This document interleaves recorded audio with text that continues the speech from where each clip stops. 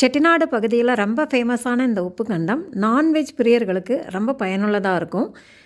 ஆட்டுக்கறியை ஒரு நைட்டு நல்லா உப்பு மஞ்சள் போட்டு பெசரி ஊற வச்சுட்டு நல்ல வெயிலில் காய வச்சு உலர்த்தி எடுத்து ஈரசத்து இல்லாமல் நல்லா காய வச்சு இதை ஒரு 6 மாதம் வரைக்கும் பயன்படுத்தலாம். இந்த உப்புக்கண்டம் வச்சு ஒரு சின்ன வறுவல் ரெசிபி எப்படி செய்கிறதுன்னு பார்க்க போகிறோம். இது ரொம்ப சிம்பிளான ரெசிபி. வாங்க ரெசிபி பார்த்துடலாம்.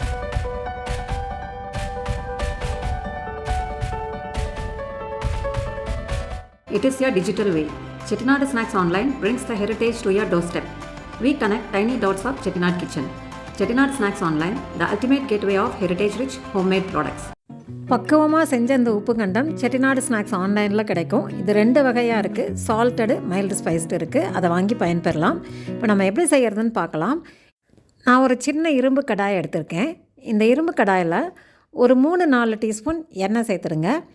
இந்த பேன் நல்லா சூடானதுக்கப்புறம் அந்த எண்ணெயும் சூடானதுக்கப்புறம் ஃப்ளேமை வந்து மீடியமில் வச்சிடலாம், இல்லை சிம்மில் கூட வைக்கலாம். மிதமான தீயில் வறுத்து எடுக்கும்போது நல்லா உள்ளெல்லாம் நல்லா வெந்திருக்கும்.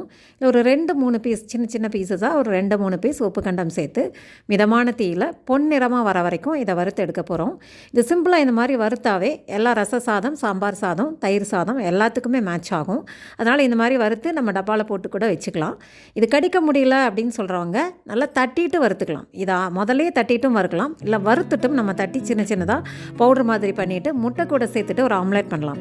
இந்த உப்புக்கண்டம் வச்சு நிறைய ரெசிபிஸ் பண்ணலாம். இப்போ நான் சிம்பிளாக வறுத்து எடுக்கிறது எப்படி அப்படிங்கிற ரெசிபி தான் சொல்லியிருக்கேன்.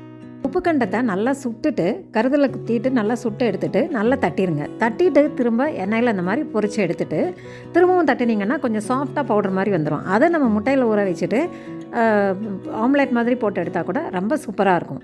இதை வச்சு நிறைய ரெசிபிஸ் பண்ணலாங்க. இதை ஊற வச்சுட்டு குழம்பு பண்ணலாம், மட்டன் குழம்பு மாதிரி பண்ணலாம். ஒரு நைட் ஊற வச்சுட்டு மட்டன் குழம்பு மாதிரி பண்ணலாம். நிறைய ரெசிபிஸ் பண்ணலாம். இந்த சிம்பிளான வறுவல் ரெசிபி ரொம்ப ஈஸியாக ஷாலோ ஃப்ரை பண்ணிவிட்டு சாப்பிட்லாம். அதனால் நான் உங்களுக்கு வறுவல் ரெசிபி ஷேர் பண்ணியிருக்கேன்.